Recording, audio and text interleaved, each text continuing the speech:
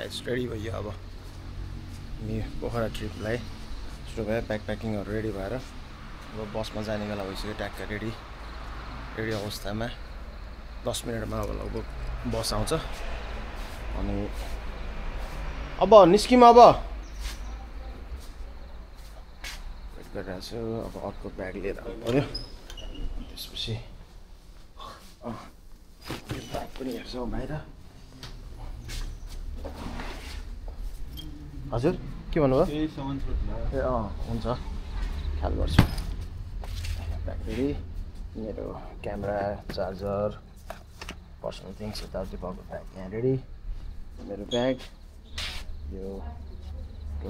वाइफको bag आयो अब ready भएर निस्किँदैछौँ हामी र जाउँ अब निस्किने अब लगभग 6:30 मा आउँछ बस मयूरीलाई ठग्ने हो अनि ब्याग निस्किने ल बाबा मम्मी बस्नु राम्ररी हामी गएर एक हप्ता घुमेर गरेर आउँछौँ है त ल हिजो म नि रोकिदिन्छु अब मम्मीलाई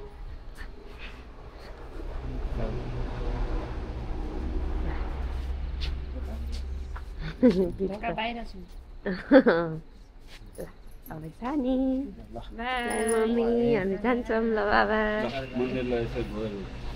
ल डोगेर जान्छौँ आयो मन्दिरलाई डोग्नु बाई बाई लेट्स गो छिटो जाउँ यहाँबाट रोक्दैन छिटो हिँड चोकमा रोक्छ मणिग्राम हामी हिँड्यौँ है अब टु पोखरा है त लेट्स गो नाउ हामी जाँदैछौँ बसमा अब बस आउँदैछ मणिग्राम चोकमा गएर बसौँ है त चिसो चाहिँ हल्का चिसो छ है होइन चिसो होइन भन न रोक्छ क्या फेरि यो micro बसहरूले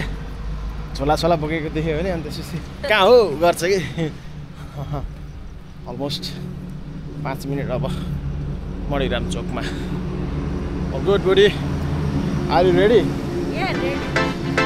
ready to go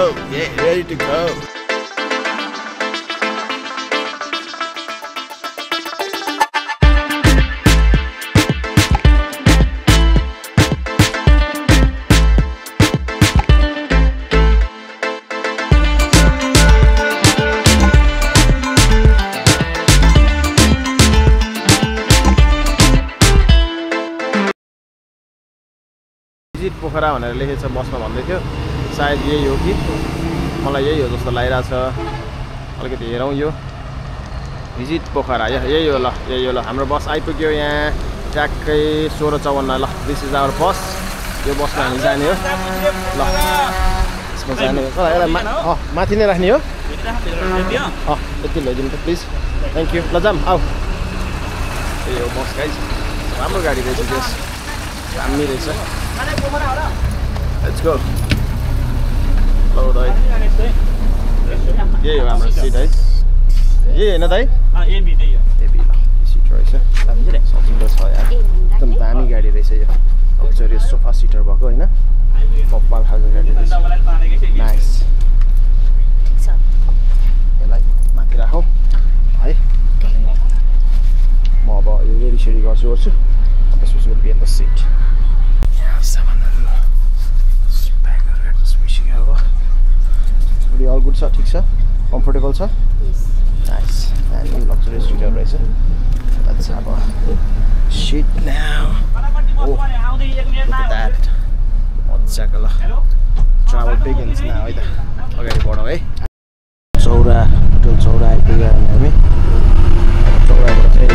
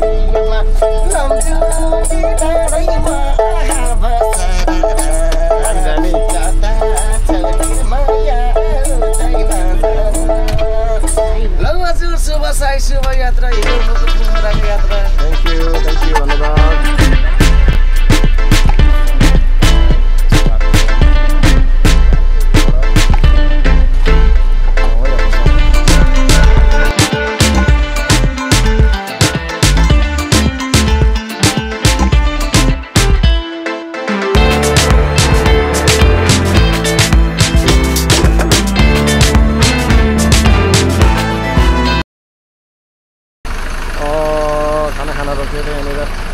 Munal highway Rapti hotel भनेर रहेछ भेली होटल भनेर तुलसी भन्ने ठाउँमा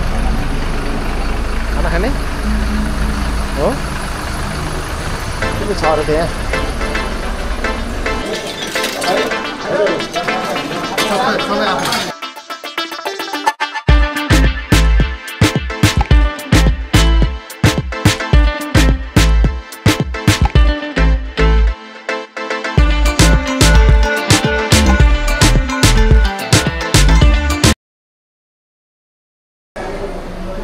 है यहाँको खाना ल खाना खाने बेला भयो कम्मै लिएर आएको छु है मैले ह्याप्पी छ ह्याप्पी छ यहाँ सबै कुरा छ तरकारी यो राइस साग तिमी सुरु गरिसकेको भाइ खाना एकदम दामी रहेछ यार एकदम मन पर्यो हजुर होइन सादा होइन चिकन एन्ड मटन यहाँको खाना चाहिँ एकदम दामी छ यार यहाँको यो ठाउँको अहिले बाहिरबाट देखाउँछु यो सब बबाद छ खाना चाहिँ एउटा चिकन खाना एउटा मटन खाना खायो मलाई पनि लियो ल अलिकति त्यो हस् थ्याङ्क यू दाइ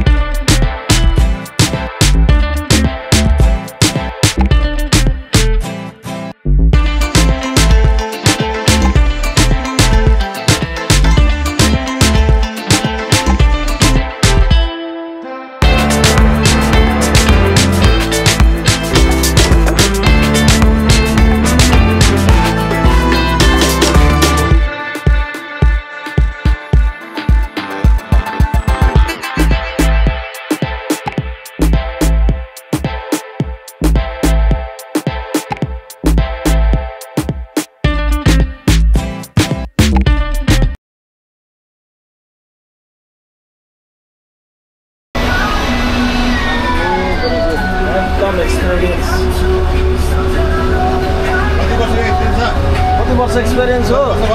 एकदम एक्सपिरियन्सहरू जस्तो छ कति भयो कति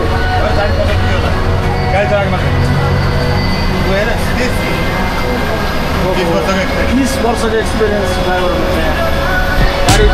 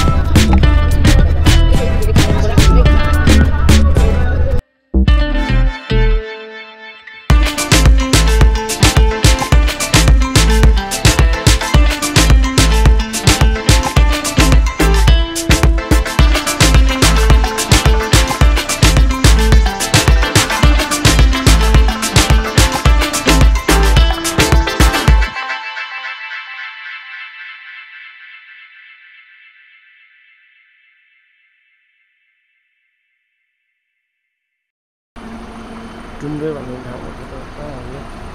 कुन ठाउँमा हो यहाँ चाहिँ यसो सर्ट ब्रेक टयलेट सलेट चिया नास्ता सर्ट ब्रेकको लागि रोकेको छ गाडी यहाँनिर हामी मुगलिङबाट यता जाने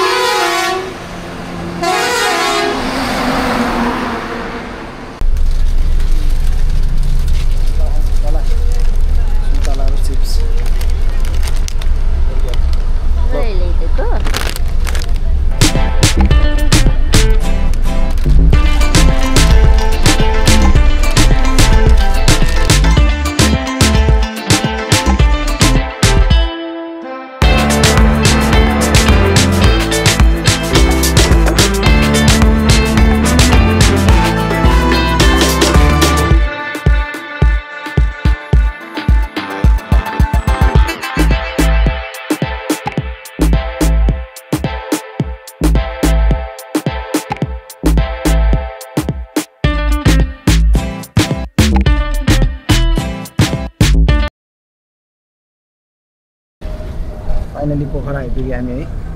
टक्क भर्खरै बसबाट त्यहाँ झरेर अनि ट्याक्सी चढेर हामी हिँड्नेछौँ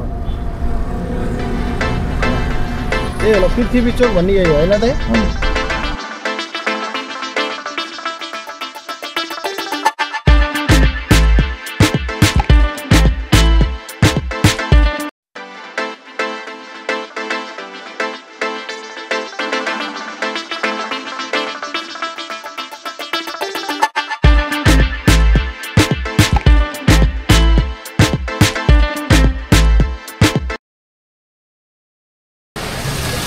यो चाहिँ होटल रुम हो हाम्रो फाइनली होटलमा आइपुग्यो हामी यो होटलमा छौँ यो होटलमा बस्नु भयो हामी टप फ्लोरमा 501 रुम नम्बर दामी रहेछ राम्रो भ्यू रहेछ यता है